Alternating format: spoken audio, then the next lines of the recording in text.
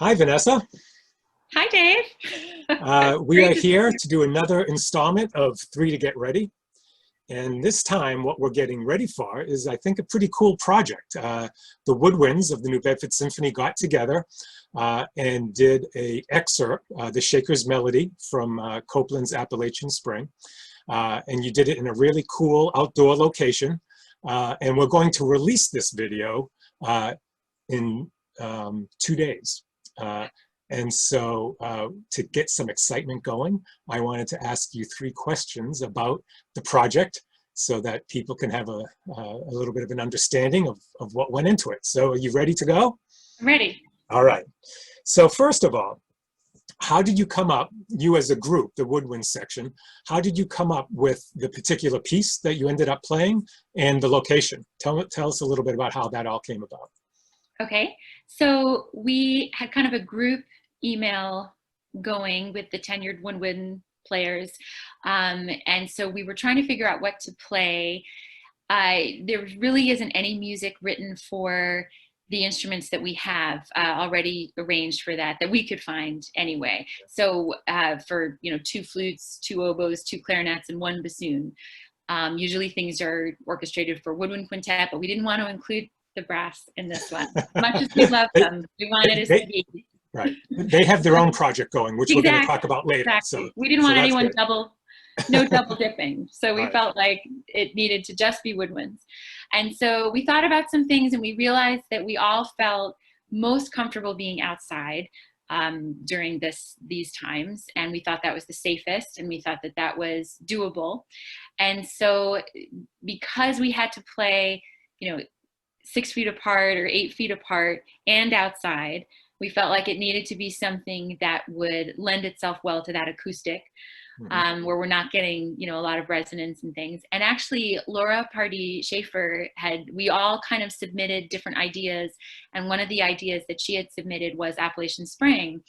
And when we were looking at different recordings and different things that we might be able to arrange or adapt, we also wanted it to be fun and didn't want it to be too long, and we wanted it to be, kind of universally appealing. And of course, the part of Appalachian Spring that I think everybody really loves is Simple Gifts, is the Shaker Melody. That's part of it.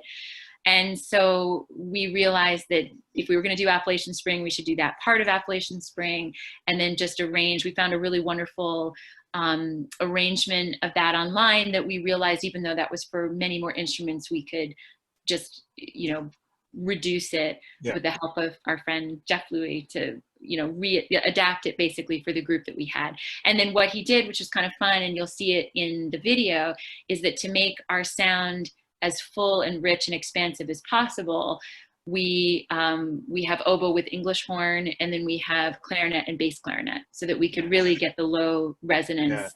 Otherwise, it would have been a little top heavy. Sure. A little flute heavy. Oh, you can never have too much flute, I know, right? it'd be terrible. Now, how about the location? How did that come about? Tell us where and how you decided on that. Absolutely. So again, we were looking for a place outside that would be large enough to accommodate all of us, that would be quiet enough so that we could record and not have too much going on in the background. We were also looking for something that was beautiful, and because of a connection actually between my husband Dave and the Mass Horticultural Society at Elm Bank in Wellesley, we were given the privilege of being able to use their goddess garden, which is, you see these big stone goddesses that actually used to be I think they used to be in downtown Boston. And then they were reinstalled there, and they're very proud of the garden. It's a beautiful spot.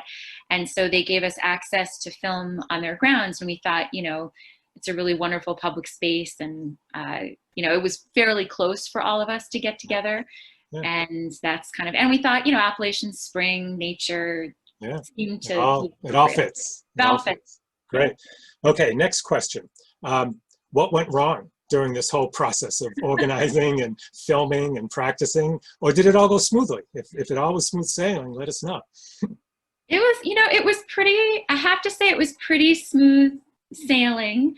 I think the biggest challenges for us first was what piece we were going to play and how we were going to arrange it. So once we kind of figured that out, it was, you know, what is everybody's schedule, which for better or worse, everyone's schedule is fairly free these days. So we started talking about this in the first couple of weeks of August.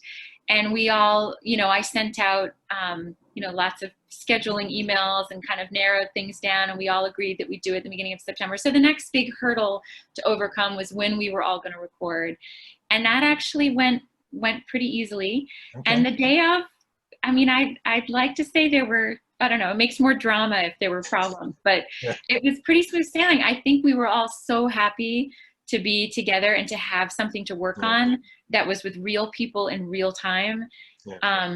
I think everybody showed up super early. I mean, we were all just like so excited to be there.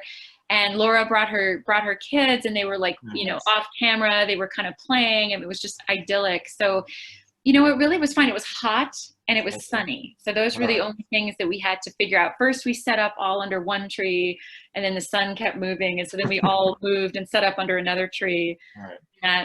That seemed to work well. So the sun moving was the biggest problem that you had. Yeah, I don't know if you knew that, but and there's no reason you should expect that to happen. I mean, who knew that the sun was going to move, right? Exactly. Okay, last question. You actually touched upon this a little bit, but you know, having gone through the pandemic as a musician, we all know that's been very, very challenging. So what did it feel like to at least in this setting, get back with your woodwind colleagues at the New Bedford Symphony? What was that like? It was pretty emotional. It was really great. When I first got there, you know, Tim and I were kind of a couple of the first people there, and Laura Hardy-Schaefer got there and sort of got out, and we kind of looked at each other. And of course you want to just go in for a hug because we haven't seen each other in so long. And, you know, we were all kind of like, wow, this is really, it was really, really nice to see each other. It's bizarre because, you know, I felt a little rusty, not, well, we're all probably kind of rusty playing wise, but I mean, as far as like, you know, just my chamber music chops, I had to remind myself, like, oh, right, like we're with each other, we can look at each other. And it is hard when you're distanced by 6 or 7 feet, you know, and outside, because little gestures that you can do in a small chamber setting, you know, just out of this, you know, your peripheral vision has now been extended. So you have to kind of really look at each other. So it took us a little bit, surprisingly not as long as I thought it would, but it took us a little while just to get used to playing with each other, you know, not over,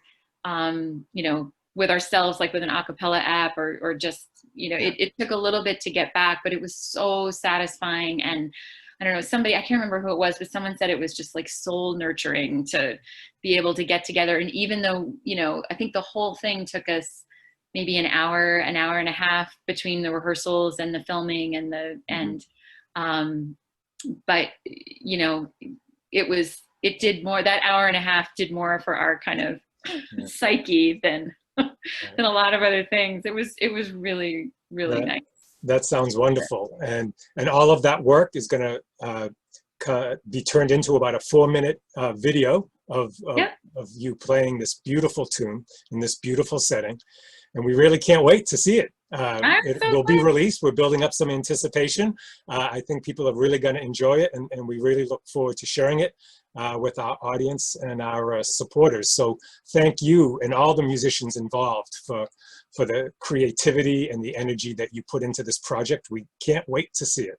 Well, and thank you. Also, I have to say, just before you end, I know that I speak on behalf of all my colleagues to just thank you and thank all the board and all of NBSO for being so supportive of us through this whole thing with, you know, online performance opportunities and other performance opportunities, and even this project for the Woodwinds to help us feel part of the party, because we missed you guys.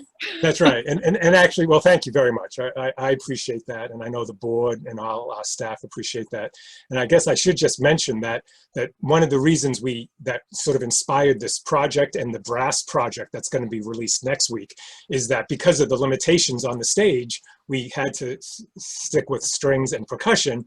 And we thought, hey, that's not fair, right? The Woodwinds should get to have some fun, and the brass should get to have some fun. So that's why we're doing these projects. And like I said, we can't wait to see it.